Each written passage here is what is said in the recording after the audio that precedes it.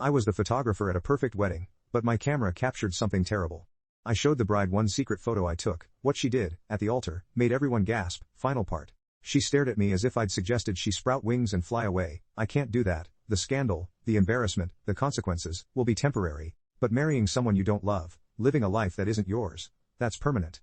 A knock on the door interrupted us. Victoria, it was her father's voice. It's time. She looked at me one more time, then at the photograph on my camera screen. Something in her expression hardened, not with resignation, but with resolve. Thank you, she said quietly. The processional began exactly on schedule. The bridesmaids walked down the aisle in perfect formation, followed by the flower girl and ring bearer. The string quartet began the wedding march. And 300 guests rose to their feet. And then Victoria appeared at the back of the aisle, her arm linked with her father's, looking every inch the perfect society bride, but I was watching her face through my telephoto lens. And I could see something different in her expression, a determination that hadn't been there before. She walked slowly down the aisle, her steps measured and deliberate. Charles Reed beamed with pride beside her, nodding to important guests as they passed. Peter waited at the altar with a confident smile. When they reached the altar, Charles Reed lifted his daughter's veil and kissed her cheek. I'm proud of you, he whispered loud enough for my microphone to pick up. I know, father, but I'm about to make my own choices now. He looked confused but stepped back to take his seat as Victoria joined Peter at the altar. The minister, a distinguished man who probably officiated at dozens of society weddings, began the ceremony with the traditional words. Dearly beloved, we are gathered here today to witness the union of Victoria Reed and Peter Russell in holy matrimony. I continued photographing, but my heart was pounding. I had no idea what Victoria was going to do, but I could see the tension in her posture, the way her hands trembled slightly as she held her bouquet.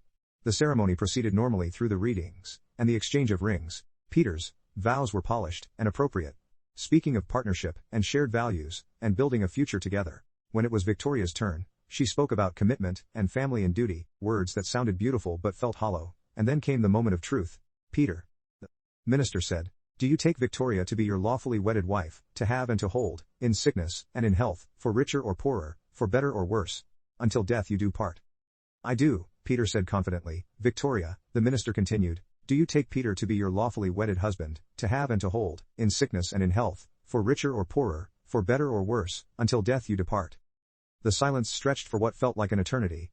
Victoria looked at Peter, then at her father in the front row, then at the sea of expectant faces watching her. Finally, her gaze found Logan standing among the groomsmen, and I saw her draw strength from whatever she saw in his eyes. No, she said clearly, I don't. The collective gasp from 300 guests was audible, even over the sound of my camera shutter. Peter's face went white with shock. Victoria, what are you doing? He whispered urgently, but Victoria had found her voice, and she wasn't whispering anymore. I'm telling the truth, she said, turning to face the assembled guests.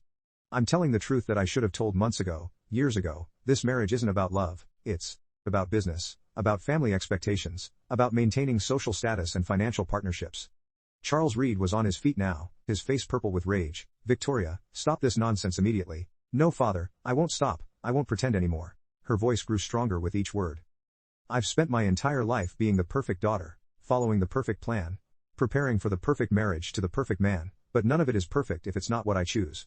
She turned back to Peter, and I could see genuine regret in her eyes. Peter, you're a good man, and you deserve someone who loves you completely, but that person isn't me. We both know this marriage was arranged by our families, and we both know we're settling for convenience rather than love. Victoria, please, Peter said. But there was relief in his voice along with the embarrassment. We can discuss this privately. No more private discussions. No more planning my life in boardrooms and country clubs. She pulled off her engagement ring and placed it gently in his hand. I'm sorry for the embarrassment, for the expense, for the disruption. But I'm not sorry for choosing my own life. The garden erupted in chaos.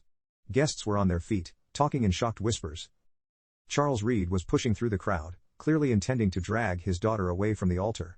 Mrs. Reed had fainted and was being attended to by several society ladies, but Victoria wasn't finished. I know this is shocking, she said, her voice carrying over the commotion. I know this isn't what anyone expected. But I hope that someday, some of you will understand that choosing your own happiness isn't selfish. It's necessary.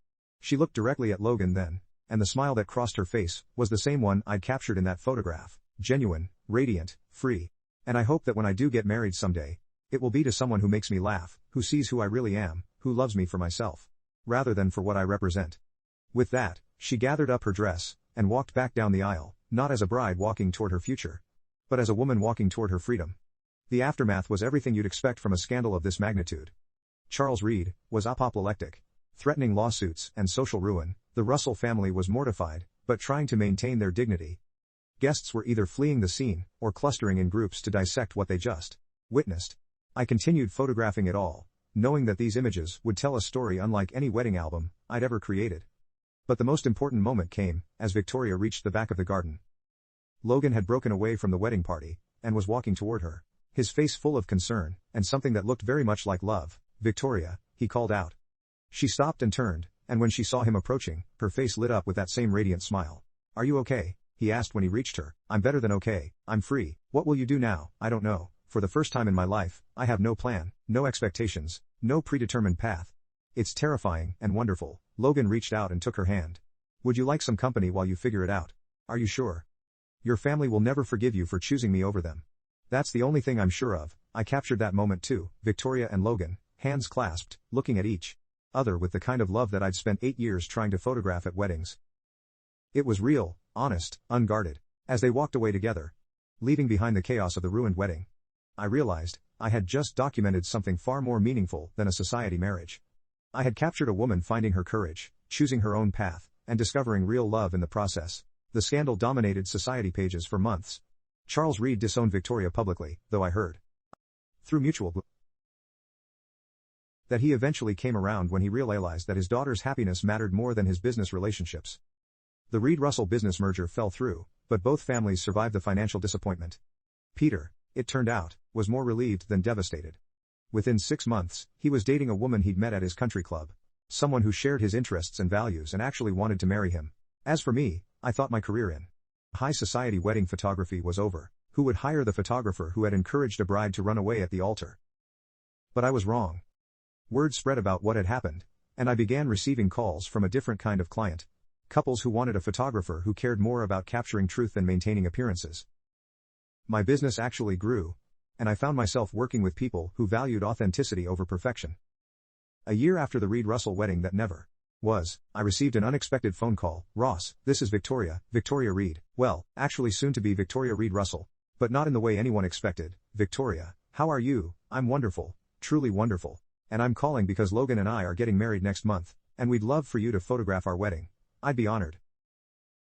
"It won't be anything like the last wedding you were supposed to photograph for me. We're having it in Logan's backyard, maybe 50 guests, very simple and casual, but it will be real this time. Those are the best kind of weddings to photograph."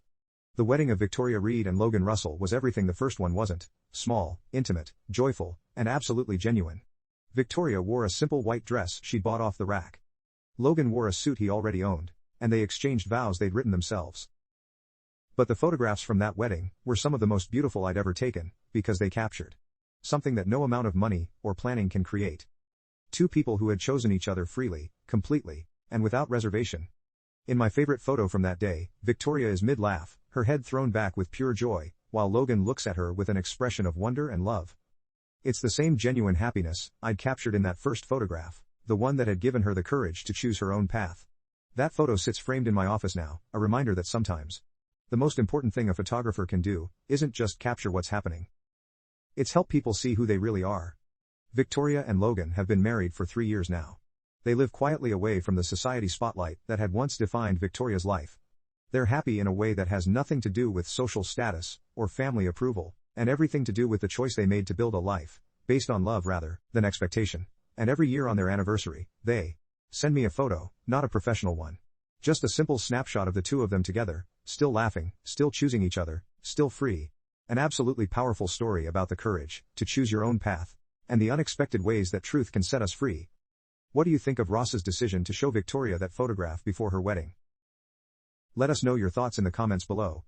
If you were moved by this incredible story about finding the courage to choose love over obligation, please show your support by hitting that like button. And be sure to subscribe for more inspiring stories that celebrate authentic human connection.